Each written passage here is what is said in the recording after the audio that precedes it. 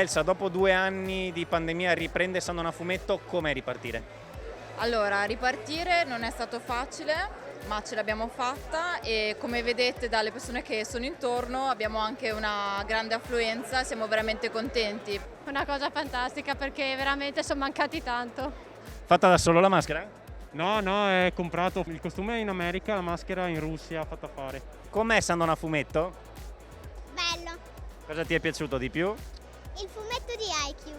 Star Wars è ancora un format che colpisce la gente? Nelle fiere così si è visto tanto di Star Wars, quindi diciamo fa meno l'effetto wow. Però ci sono altri team di cosplayer che noi abbiamo per esempio che ancora invece hanno un appiglio maggiore su grandi e piccini, Quali sono?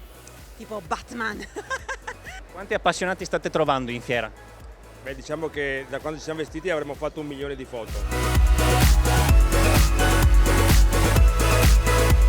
Dopo 2 anni di stop, San Donà Fumetto è tornata ed è tornata alla grande, facendo il piano di appassionati di fumetti e giochi di ruolo, di cosplay e action figure, passando anche per il mondo del disegno in tutte le sue forme, compresa quella incisoria. Le tecniche incisorie sono un po' particolari, quindi non sono così frequenti da trovare, anche a scuola, no. Quindi trovarla qua e prendere un appassionato, un disegnatore, fargli incidere una lastra e poi provare la stampa di questa lastra, loro rimangono veramente stupiti perché il risultato è sempre bellissimo. Un disegnatore che prova a incidere, com'è andata? È andata bene, anche grazie all'esperienza di quelli che mi hanno insegnato e mi hanno spiegato come fare. È un'arte meravigliosa. Tante anche le attività che avete organizzato per questa 11ª edizione di San Donà Fumetto.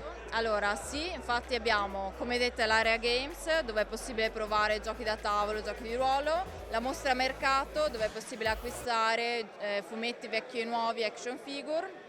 Inoltre è possibile partecipare a dei workshop con disegnatori, doppiatori e così dicendo, e abbiamo anche la nuova zona palco che è esterna alla fiera dove oggi che è sabato sarà possibile assistere alla gara di ballo K-pop e domani invece ci sarà la classica gara cosplay che ormai è un po' iconica della nostra fiera.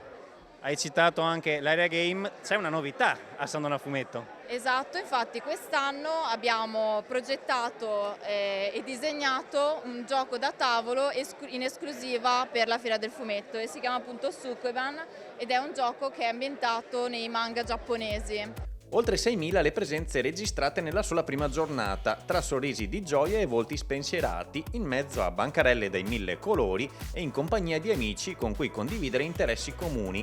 Un mondo di divertimento adatto proprio a tutti e che può vantare anche delle vere e proprie eccellenze partite proprio da San Donà. Per chi non sapesse cos'è il Frogbite, siamo l'associazione che fa crea il LAN party più grande d'Italia. Noi abbiamo le radici qui in riva al Piave e con una sede dedicata a 24 postazioni dove trovarsi a giocare tutti insieme col PC una volta al mese, quindi veniteci a trovare, anche se non sapete giocare, nessun problema. Quest'anno abbiamo cercato, visto anche le dimensioni dei padiglioni che avevamo a disposizione, di puntare più sulla qualità piuttosto che sulla quantità e diciamo che ci abbiamo azzeccato sicuramente perché il risultato di oggi è stato strepitoso. Per cui secondo me questa fiera a San Donà Fumetto può solo che crescere nel futuro.